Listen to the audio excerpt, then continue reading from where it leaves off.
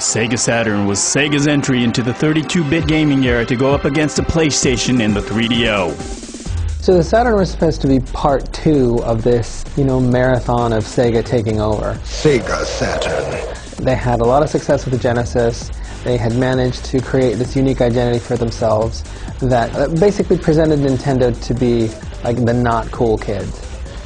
I think the Saturn was Sega's attempt to court old school gamers, kind of. And this was when there wasn't much variety in the gamers that were out there. It was the same handful of games and franchises that everyone loved. Sega sat down and they said, okay, well, we'll do more of the same, The kids like platformers, racing games, fighting games, we'll do all that. We'll throw arcade games out there.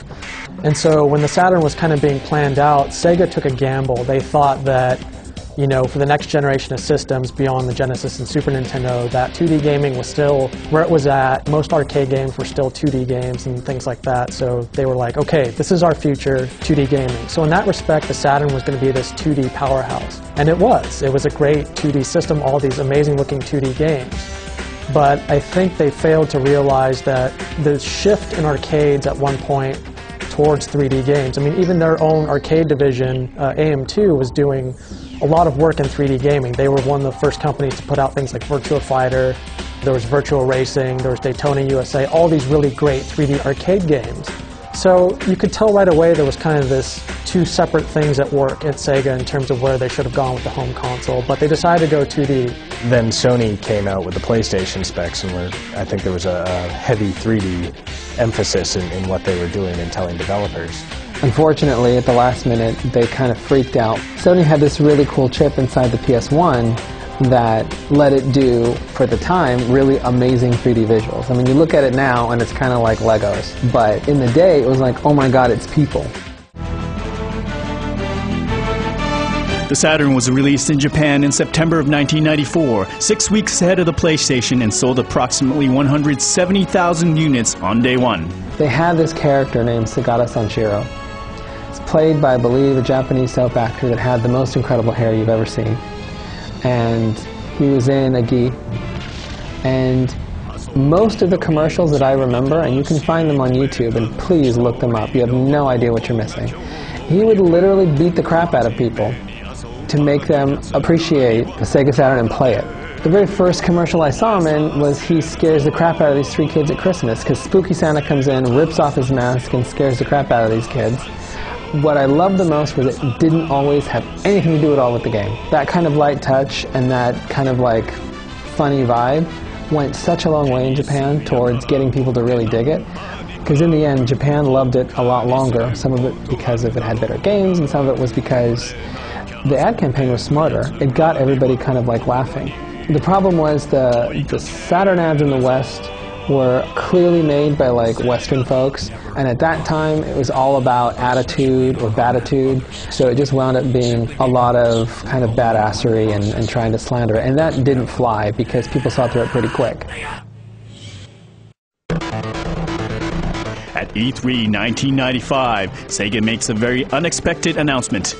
Sega announced this new system, reveals that it's already available at store shelves. I'm like, what? Honestly, like, I was totally shocked. I remember being there and like, they were talking about it, and like literally the part when the guy said it was like, and it's out now. And it literally like people just didn't understand what that meant. Like people were like, I remember everybody being really excited that year because we were going to start to see more on the Saturn. And then sitting there hoping to see the future, and then to see them get up on that stage and be like, it's out now. And it took me by surprise. It took retailers by surprise. They were pissed off that Sega had announced that it was already available.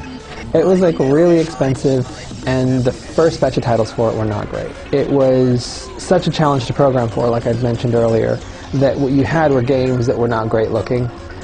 Mainly because people hadn't quite figured out the best way to use that specific architecture. The Saturn was a difficult platform for us, and they had used the motherboard on Saturn inside of some coin-op games, and we actually built a Final Fight game on that Saturn platform, and it just took forever because the frame rates were wrong, and it caused us nightmares in terms of trying to build product for the platform. And I think Sega realized it and moved away from it. So it was a developer's nightmare more than a retail nightmare. what you ended up having were these very unique games that were a combination of art design and hardware limitations. A couple of years ago now, I did a feature on Panzer Dragoon, and I was able to do like a retrospective feature, still on the site, check it out, it's kind of cool. One of the unique aspects of that game was the crazy design of all that stuff. It was really unique art that was kind of like Sea Life inspired and just really blocky but weird and beautiful. And the guys were totally honest, and they were like, look, this is what we could do with the hardware, so we kind of tailored our design to work with it.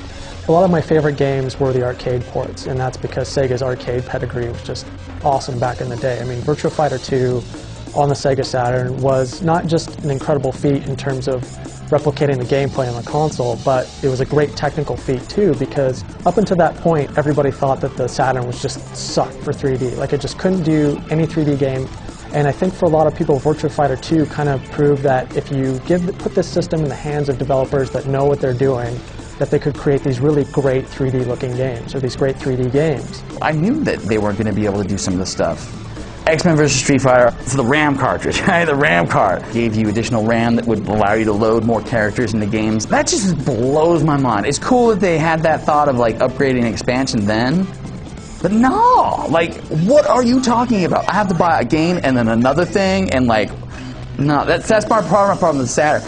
Daytona USA was the first racing game that I really loved. I bought it because I had picked up everything else at launch that was available that was of any interest to me, and it's like, okay, well, the reviews on this are so great, I gotta give it a shot. And then when I did, I loved that thing. Even though there were only like 3 tracks, I was, you know, doing the time trials on every one of them, going through just to shave off seconds, because it was just this perfect sense of control you had with the power slides going around turns where you could feel the rear wheels slipping out from behind you, and then just on an old school, you know, D-pad, that was the first game I'd ever played like that.